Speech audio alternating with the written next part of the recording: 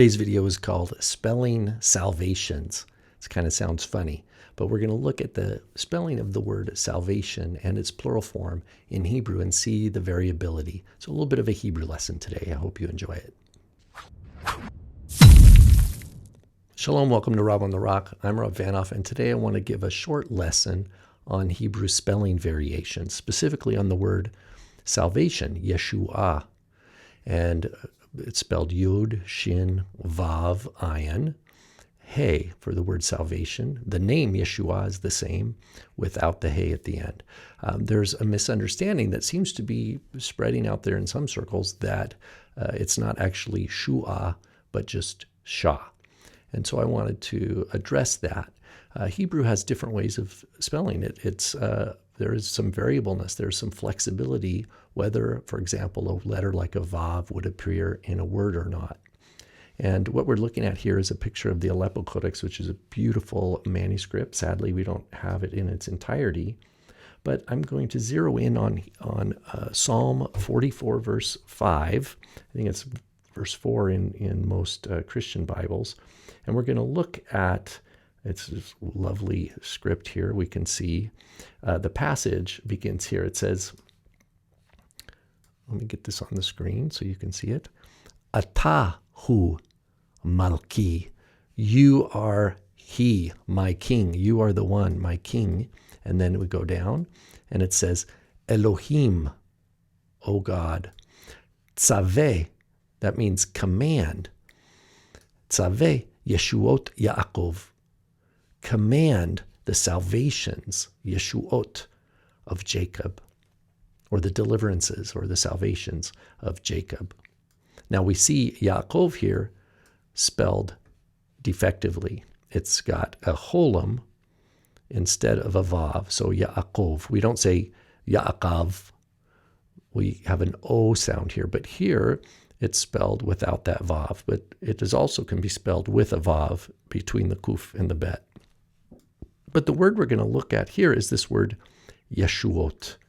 Yeshuot. And notice it's Yod with a Shavah, Shin, so that's Yesh, a Vav with a U vowel, U, and then an Ayin, Vav with a Cholam, O, and then a Tav, Yeshuot. Yeshuot. And then notice there's a little circle here above the Yod, and that tells us to look in the margin. Again, we're at Psalm 44, verse 5, verse 4 in some English translations, in the Aleppo Codex. So it's an over 1,000-year-old beautiful manuscript. And we see this little mark here, and it's a letter Zion with a dot above it, Zion, and then Mem Lamed. What that means is it's shorthand for Zion is seven times Maleh. Maleh, Mem, Lamed. Normally there would be an aleph here, but it's shorthand. It means 7 times Maleh. And Maleh means full spelling. So 7 times in all of Tanakh, we're going to find the word salvations, Yeshuot, spelled fully, Maleh. That means both vavs are present. Yud, Shin, Vav, Ayin, Vav, Tav. Full spelling.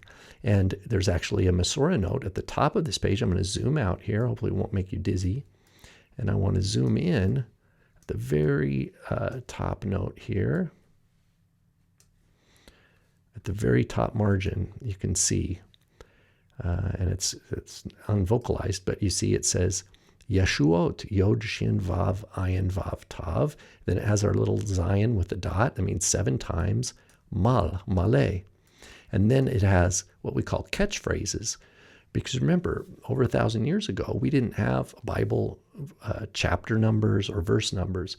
So each of these words here create a list of passages, all of which contain Yeshuot in what we call Maleh, spelling in full. So the Masoretes are very conscious of when words are spelled a certain way because they do not add or take away a letter. Well, what we're going to do now is we're going to look, there's one time where it's spelled what we call chaser. And that is in Psalm 53, verse 7. And I've got that already here of the Aleppo Codex. You can see it's a similar looking page here. And what we're going to find here, 53, verse 7, Yeshuot Yisrael. Now the last one said Yeshuot Yaakov, the salvations or deliverances of Jacob. In Psalm 53, it's, that the salvation of Israel would come out of Zion. Mi yiten mitzion Yeshuot Yisrael. Well, that's what we have here. Yeshuot Yisrael. So Yod with a Shavah, that's Yeh. Shin, but now we have the 3 dots, the U sound, but no Vav. Ayin, Vav with a Cholam, and then a Tav, Yeshuot. Same exact word, pronounced exactly the same, Yeshuot, salvations of Israel. And no, lo and behold, we have a circle above it that tells us it's a Masorah note. And we look in the margin and look at this, Lamed with a dalet, or with a dot above it, Kaf Tav, that's short for katvin, or written, and Ken, thus, Kaf Nun. The Lamed is an Aramaic word, means leit, leitai. It's short for leitai, which means nowhere else. There is not another place in all of Tanakh with this spelling. So it says, only here written this way. Basically, there is no other place written like this. That's what leit kat kan means. No other place written like this. Yeshuot. But it's the same word. The difference is it doesn't have a vav there. So what do we learn from this? Well, we learn that the Masoretes, of course, were careful to preserve the text that they had received. But we also, and to account for the differences and to make sure they didn't change it. Because a scribe might think, oh, I need to add a letter here. And they're going to say, no, you don't have the authority to do that. It's just Yeshuot.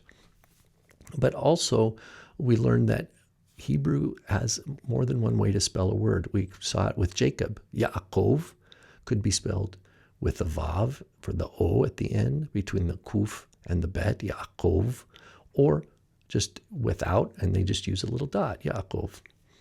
So this variability is part of the Hebrew scribal culture and the Hebrew scribal language. And I've encountered people in the world that don't understand this principle because they have not studied Hebrew carefully enough yet. And so I would encourage those, if you're thinking that, for example, because you have a shin and an ayin, that just means shah, and there's no vowel in between.